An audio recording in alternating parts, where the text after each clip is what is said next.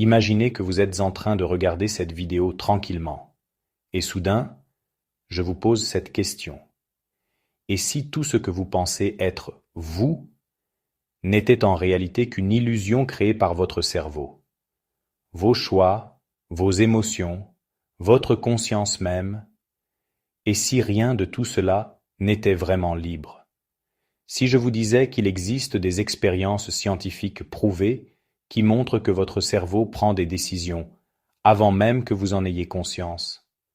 Restez avec moi jusqu'à la fin de cette vidéo, parce que je vais vous révéler les secrets les plus troublants et les plus fascinants du cerveau humain. Ceux que les plus grands neurologues du monde ont mis des décennies à découvrir. Si cette idée vous intrigue déjà, faites-le maintenant. Likez cette vidéo, abonnez-vous et activez la cloche pour ne rien manquer, et dites-moi en commentaire, le cerveau décide-t-il avant moi, ou partagez votre plus grande peur sur le cerveau. Partagez cette vidéo à quelqu'un qui adore les mystères, parce que ce que vous allez entendre va changer votre façon de voir votre propre esprit. Bienvenue dans Secrets et mystères du cerveau. Le cerveau humain est l'objet le plus complexe de l'univers connu. Il contient environ 86 milliards de neurones, chacun capable de former jusqu'à 10 000 connexions avec ses voisins. Ces connexions forment un réseau plus dense que toutes les étoiles de la Voie lactée. Pourtant, malgré des siècles de recherche, nous ne comprenons encore qu'une infime partie de son fonctionnement. Aujourd'hui, nous allons plonger profondément dans ses secrets les plus captivants, en nous appuyant sur les expériences les plus célèbres réalisées par les plus grands neurologues dans les meilleures universités du monde. Commençons par le commencement, l'anatomie du cerveau. Le cerveau est divisé en plusieurs grandes régions.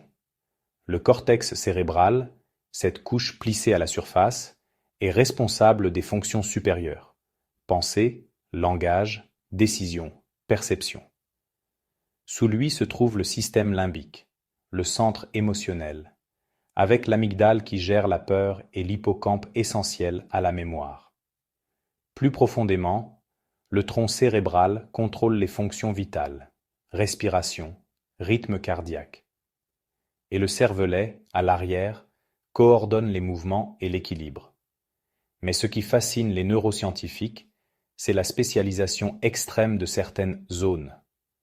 Dans les années 1950, le neurochirurgien canadien Wilder Penfield, à l'université McGill de Montréal, a réalisé des cartographies incroyablement précises du cortex moteur et somatosensoriel. Pendant des opérations sur des patients éveillés atteints d'épilepsie, il stimulait électriquement différentes zones du cerveau et demandait aux patients ce qu'ils ressentaient. Il a ainsi dessiné l'homonculus cortical, une carte déformée du corps où la main et la bouche occupent une place énorme, car elles demandent une précision motrice très fine. Ces expériences ont prouvé que le cerveau consacre plus de neurones aux parties du corps que nous utilisons le plus. Passons maintenant à l'un des cas les plus célèbres de l'histoire des neurosciences, Phineas Gage. En 1848, cet ouvrier américain a survécu à un accident effroyable. Une barre de fer traverse son crâne de part en part, détruisant une grande partie de son cortex préfrontal gauche. Avant l'accident, Gage était décrit comme calme, responsable, travailleur. Après, il devient impulsif, colérique, incapable de planifier. Son médecin, John Martin Harlow, a documenté ce cas avec précision. Cette histoire a été la première preuve scientifique que la personnalité et le contrôle des émotions sont localisés dans le lobe frontal. Des études modernes à Harvard et à l'université de l'Iowa, notamment celle d'Antonio Damasio, ont confirmé ce rôle crucial du cortex préfrontal dans la prise de décision émotionnelle. Un autre mystère fascinant est celui des cerveaux divisés, ou split brain. Dans les années 1960, Roger Sperry et Michael Gazzaniga à Caltech ont étudié des patients dont le corps calleux, le faisceau de fibres qui relie les deux hémisphères, avait été sectionné pour traiter une épilepsie sévère. Ces expériences ont révélé que les deux hémisphères ont des spécialités différentes. L'hémisphère gauche gère généralement le langage et la logique analytique, tandis que le droit excelle dans la reconnaissance spatiale et émotionnelle. Dans une expérience célèbre, on présentait une image différente à chaque œil. Le patient pouvait nommer l'objet vu par l'œil droit, traité par l'hémisphère gauche, mais pas celui vu par l'œil gauche. Pire, quand on demandait au patient de dessiner avec la main gauche l'objet vu uniquement par l'hémisphère droit, il le faisait correctement, mais ne pouvait pas expliquer pourquoi. Ces travaux ont valu à Roger Sperry le prix Nobel de médecine en 1981 et ont révélé que nous possédons en quelque sorte deux consciences semi-indépendantes dans un seul crâne. Parlons maintenant de la plasticité neuronale, l'un des plus grands secrets découverts au XXe siècle. Pendant longtemps, on pensait que le cerveau adulte était fixe, que les neurones ne se régénéraient pas. Mais les recherches ont prouvé le contraire. À l'université de Stanford et au Max Planck Institute, des études sur des chauffeurs de taxi londoniens ont montré que leur hippocampe, zone de la navigation spatiale, était significativement plus volumineux que chez les personnes ordinaires, à cause de l'apprentissage intensif des rues de Londres. Plus récemment, les travaux d'Eleanor Maguire à University College London ont confirmé que cette hypertrophie disparaît quand les chauffeurs prennent leur retraite, prouvant que le cerveau se remodèle constamment. Un autre exemple spectaculaire vient des recherches sur la méditation. Richard Davidson, à l'université du Wisconsin-Madison, a collaboré avec le Dalai Lama pour étudier des moines tibétains experts en méditation. En utilisant l'IRM fonctionnel, il a montré que ces moines présentent une activité gamma extrêmement élevée dans le cortex préfrontal gauche, zone associée aux émotions positives, et une amygdale beaucoup moins réactive au stress. Ces changements sont durables et mesurables même chez des débutants après seulement 8 semaines de pratique de mindfulness. La plasticité montre que nous pouvons littéralement remodeler notre cerveau par nos expériences et nos habitudes. Passons à la mémoire, l'un des mystères les plus profonds. Eric Kandel, à l'université Columbia, a reçu le prix Nobel en 2000 pour ses travaux sur l'aplysie, une limace de mer dont les circuits neuronaux sont simples. Il a démontré que la mémoire à court terme repose sur des modifications temporaires des synapses, tandis que la mémoire à long terme nécessite la synthèse de nouvelles protéines et la croissance de nouvelles connexions synaptiques. Ces mécanismes moléculaires sont les mêmes chez l'humain. Les recherches de Kandel ont ouvert la voie à la compréhension des maladies comme Alzheimer, où ces processus sont perturbés. Un cas clinique célèbre est celui du patient HM, étudié pendant des décennies par Brenda Milner à l'Institut neurologique de Montréal. Après une opération pour traiter son épilepsie, on lui avait retiré les 2 hippocampes. Résultat, il ne pouvait plus former de nouveaux souvenirs déclaratifs.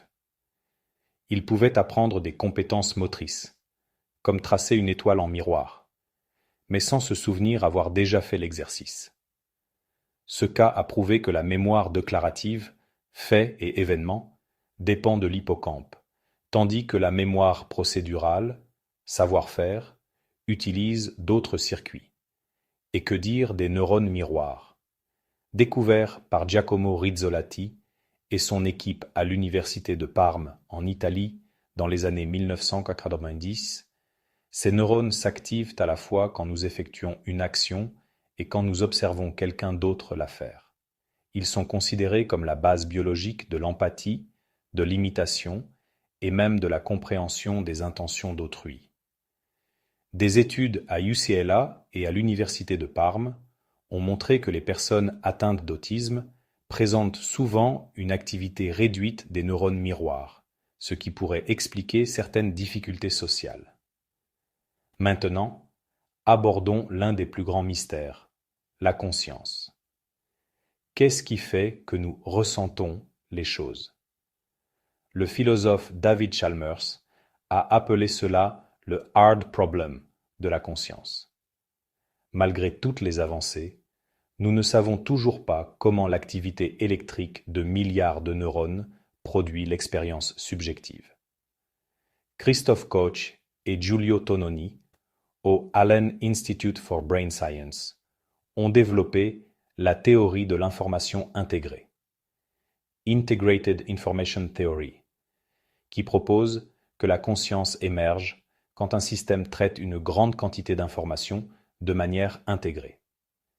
Des expériences avec l'IRM et l'EEG tentent de mesurer cet indice F, phi. Mais le mystère reste entier.